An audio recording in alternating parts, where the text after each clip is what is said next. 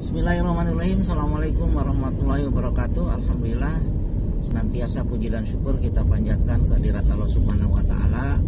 Salawat serta salam selalu tercurah kepada junjungan kita Nabi besar Muhammad sallallahu alaihi wasallam.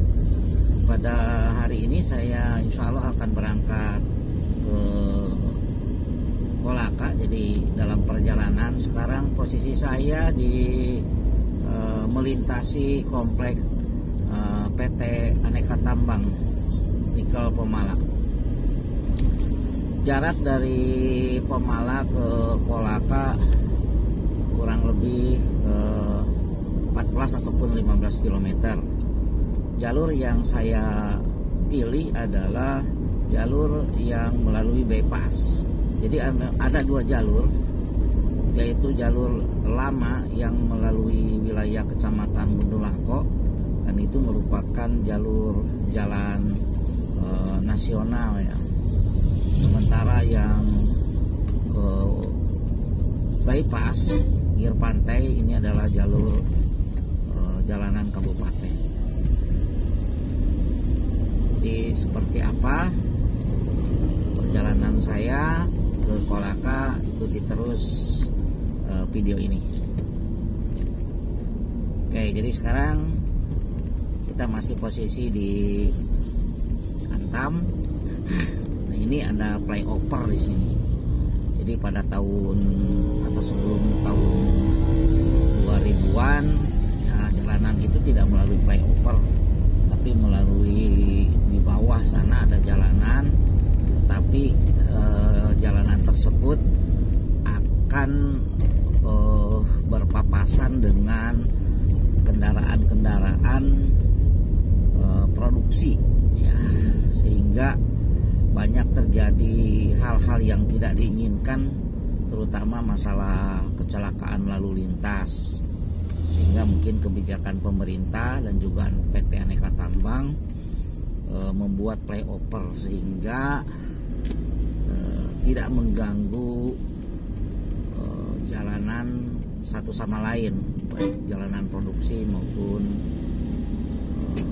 kendaraan produksi maupun juga kendaraan umum. Baik, sekarang kita sudah memasuki wilayah Kecamatan Pemala ataupun bagian daerah Dawi-Dawi. Nah, kalau kita mau ke Kolaka di daerah ini ya, kita harus belok kiri. Di sini ada jalanan belok kiri. Nah, ini kalau lurus ke sana itu ada pelabuhan. Ya, ada pelabuhan baru tetapi belum difungsikan kalau lurus ke daerah sana pantai. Nah, itu konon katanya nantinya akan ada kapal pelni yang bisa juga bersandar di situ dan mengangkut penumpang. Kemudian kita belok ke kanan. Jadi ini ada pengembangan jalanan. Tadinya ini bukan jalanan, tapi pemerintah membuat jalanan baru. Sini dua jalur sebenarnya, tetapi ini ada hambatan ya. Jadi di sini ada dua rumah tadinya, sekarang tinggal satu rumah. Nah, jadi rumah ini konon ini bertahan, bahkan konfliknya sampai ke tingkat pengadilan. Ya, ini ada rumah besar ini yang walau alam bagaimana prosesnya kita tidak tahu. Bahkan menurut kabar dari teman, ada anaknya yang justru mengadakan penelitian di bidang hukum terkait kasus rumah yang ini. Nah, kalau rumah yang satu lagi ini di depan kita ini ada bagian jalanan yang belum ditembus. Nah, tapi ini sudah kayaknya sudah sepakat ya, sudah sepakat dengan pemerintah untuk proses ganti rugi. Di jalanan ini belum selesai ya, tapi daripada melalui jalur lain yang lebih jauh, kita lewat sini. Nah, selanjutnya teman-teman sekalian, di depan kita ini ada perempatan. Ada ke sebelah kanan itu ada ke jalur pasar lama di Dawi-Dawi. Kemudian ke sebelah kiri ada jalur pasar baru ya. Nah, kita terus lanjut ke depan. Jadi kita lanjutkan. Jadi jalanannya terus terang saja masih belum bagus ya 100%. Anggap saja sekitar 90% lah, masih ada lubang-lubang.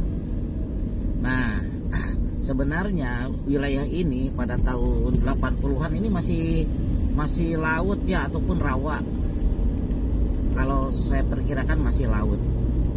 Nah, jadi pemerintah berinisiatif, tentunya beberapa periode bupati kalau tidak salah itu membuat pengembangan jalanan, karena jalur ini dapat memangkas jarak antara Kolaka Pemala itu sampai 50%. Jadi kalau lewat jalur Wundulako, jarak yang ditempuh itu sejauh kurang lebih 28 kilo. Sementara jalur sini kalau ujung dengan ujung bypass itu hanya 14 km. Ya, bahkan di sini sudah pengembangan 2 jalur. Positifnya dari pengembangan jalanan ini, maka di kiri kanan untuk masyarakat tentunya bisa berkembang dari segi ekonomi ya. Jadi terutama yang di sebelah kanan, masyarakat usahanya seperti tambak dan lain sebagainya, perumahan itu sudah ada yang mengembangkan ke arah sana. Karena tentunya jalur transportasi menjadi lebih mudah.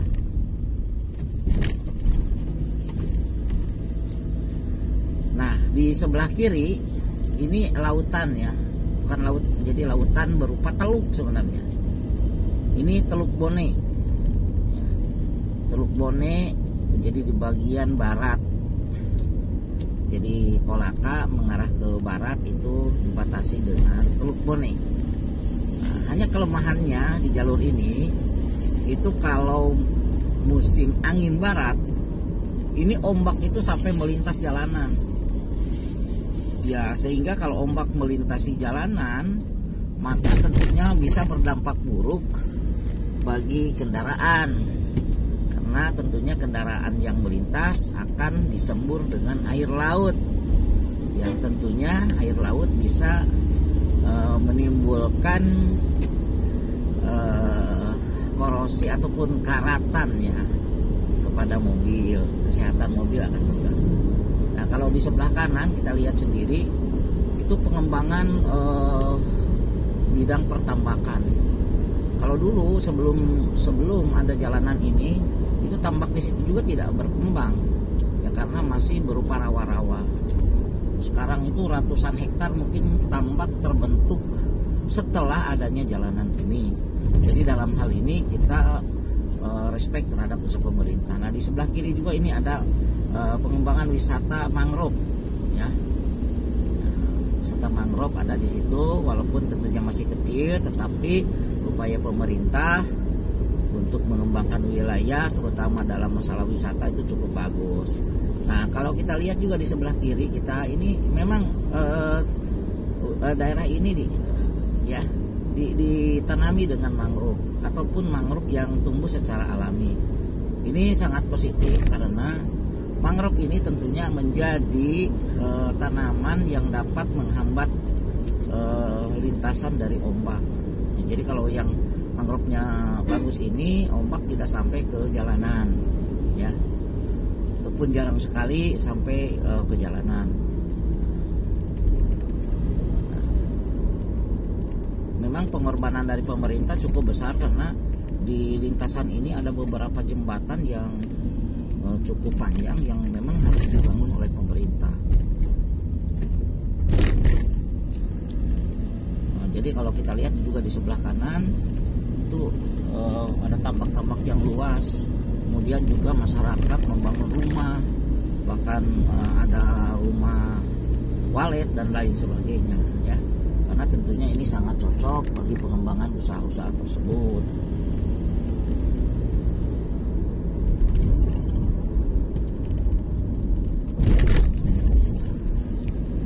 Jalanan di daerah sini seperti saya katakan tadi itu jalanannya belum mulus ya. Walaupun sebenarnya pemerintah sudah mengadakan perbaikan-perbaikan atau berupaya untuk memperbaiki jalanan-jalanan yang rusak ya. Tetapi kerusakan jalanan ini sepertinya tidak bisa tuntas-tuntas, mungkin karena faktor daripada alam, karena mungkin daerahnya ini daerah yang masih labil karena merupakan daerah ataupun pengembangan jalanan baru, itu juga dengan semburan ombak ya, dan lain sebagainya, sehingga belum pernah ya sampai mulus 100% ya. Oke, di bagian sini kita menemukan ada juga sebenarnya wisata yang dikembangkan tapi belum terkelola dengan baik. Nah, ini di sebelah kanan kita lihat ada gazebo ya, dulu pernah berkembang tapi kayaknya belum dikembangkan secara profesional ya, mungkin belum ada investor. Nah, di sebelah kanan juga ada SPBU ya, SPBU. Jadi jangan khawatir untuk wilayah sini, pihak ataupun pengendara bisa mengisi BBM jika memang kendaraannya kehabisan. Jadi jalur sebelah kiri yang sejauh kurang lebih 14 kilo ini sekitar 75% mungkin mangrove-nya masih bagus ya.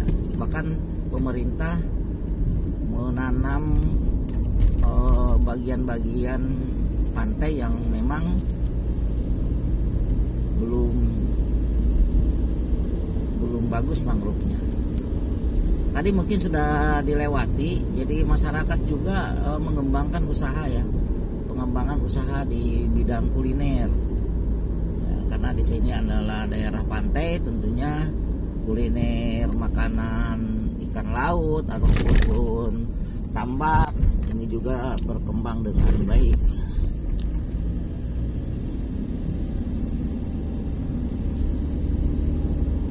Nah, kalau dilihat dari sisi topografi ataupun pengembangan wilayah khususnya untuk kota Kolaka, memang Kolaka itu setelah pantai langsung gunung ya, langsung gunung yang cukup tinggi ya, sehingga tentunya pengembangan wilayah untuk perumahan itu salah satu caranya adalah menyinggung rawa-rawa ataupun dikenal reklamasi ya, reklamasi pantai. Ada juga sebagian kecil mungkin yang sudah diizinkan sama pemerintah, juga rawa-rawa ya, ini juga dikembangkan untuk beberapa perumahan. Nah, untuk masalah pertambakan yang saya dengar ini, bahkan ada perusahaan-perusahaan yang memiliki modal tentunya lebih baik daripada petani, itu kerjasama dengan petani dalam pengembangan tambak udang. Hanya kelemahannya terus terang saja di jalur ini, pembatas jalanan, kita lihat ini di sebelah kanan, pembatas jalanan ini terlalu besar ya. Sementara jalanannya ini kalau menurut saya untuk dua jalur mobil ini agak sempit ya. Jadi kalau seandainya misalnya dua mobil besar berpapasan ini sangat riskan ya. Nah, ini juga ada jembatan lagi. Konon ini sungai-sungainya dulu itu ini banyak buayanya ini di sini ya. Kan seperti itu.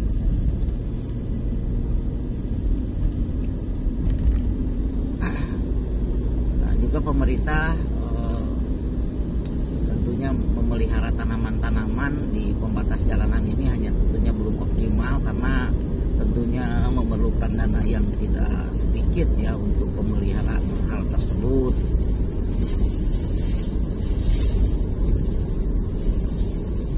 Oke. Ini untuk jembatan kesekian kalinya. Ini juga kita lihat di sini ada tempat-tempat usaha masyarakat ya. Jadi masyarakat sini ada penjualan bensin, ada juga kuliner kalau tidak salah untuk minuman ya, minuman kelapa muda dan sebagainya. Sebelah kiri ini juga ada perusahaan ya di bidang pertambakan. Ini bagus ini untuk pengembangan usaha terutama dalam bidang pertambakan dan juga masalah yang berhubungan dengan kuliner.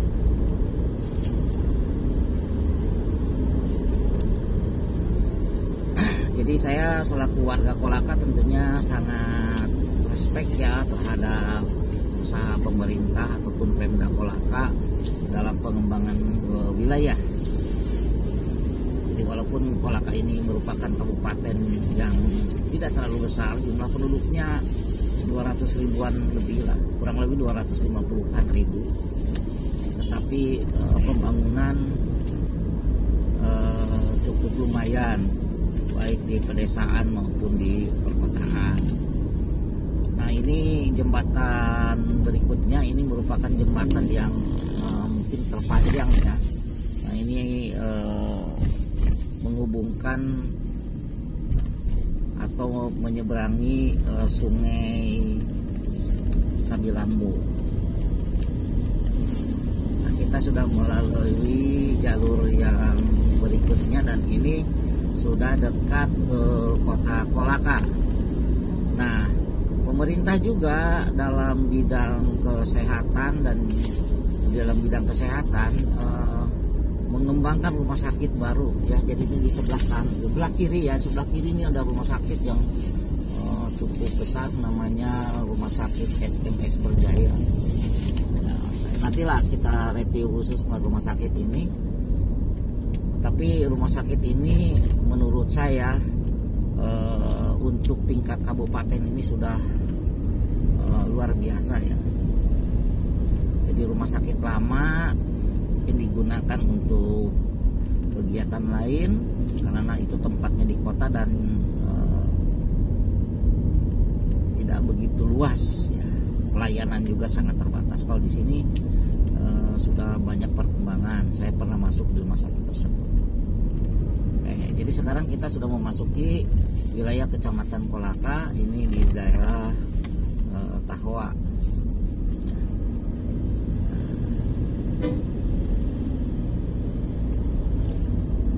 Nah, ujung dari bypass ini adalah di wilayah Tahwa ini.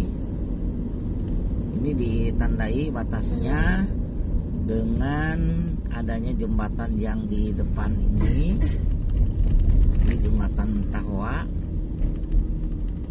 Jadi memang ini banyak sungai ya di Kolaka ini, walaupun bukan sungai yang sangat besar, tetapi sungai tentunya dari pegunungan-pegunungan ya. Jadi ini batasnya ya, bypass itu dari sini. Jadi kurang lebih tadi dari Pemala sampai ke sini kurang lebih 14 km. Kalau melalui jalur lama kurang lebih sekitar 28 km. Jadi di sini di sebelah kanan ada SMK kalau tidak salah SMK 2 Kolaka ya. Kemudian sebelah kirinya juga ini masyarakat juga memanfaatkan wilayah ini untuk usaha kuliner, terutama masalah kuliner. Mungkin itu saja review singkat tentang bagaimana jalur perjalanan dari Pemala menuju Kolaka. Mudah-mudahan bisa membantu teman-teman apabila yang dari luar daerah mau memasuki Kolaka, terutama dari jalur bagian selatan. Dan semoga ini juga menjadi referensi bagi teman-teman yang ingin mencari tahu bagaimana itu Kolaka, khususnya di jalanan bebas. Cukup sekian informasi yang saya sampaikan, semoga bermanfaat. Mohon maaf apabila ada kekeliruan dan kehilapan dalam video ini. Billahi taufik wal hidayah. Wassalamualaikum warahmatullahi wabarakatuh.